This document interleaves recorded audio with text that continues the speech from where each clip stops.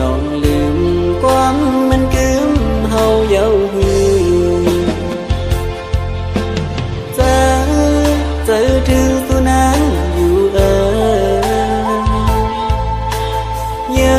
นเจอเสียงจังเธอเลยก็ห้างเลยพาดให้กว่าเจอในมีปังเมื่อเจอต้องอยู่จงสู่น้องมีตังเสื้อไว้อยู่อ๋อนาง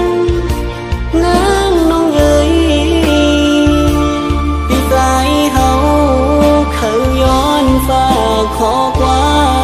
มลงไหลก้อมเกน้ำของเมื่อใจส่งถึงเธอนางหูว่าปีมองปังอยู่เสียวหอดถึงเสียวปังมาแน่นอนอ่อนเลย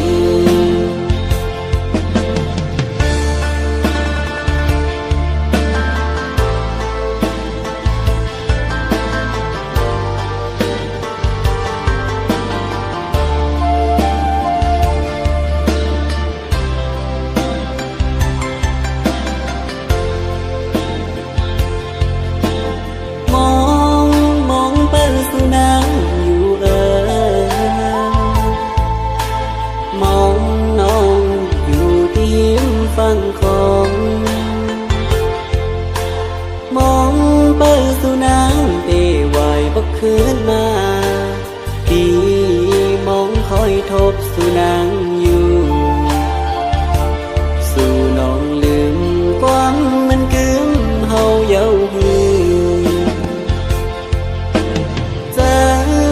เจอถึงสู่นางอยู่เจ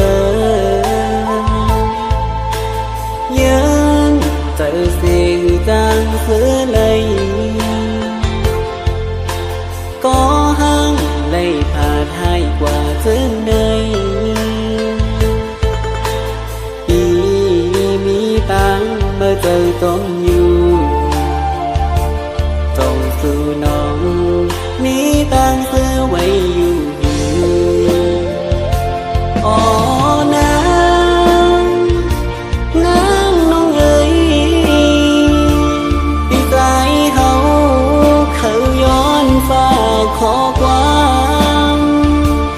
ลงไหลก้อมเกน้ำของเบอร์จอยส่งถึงเธอนางหูว่าปีมองปังอยู่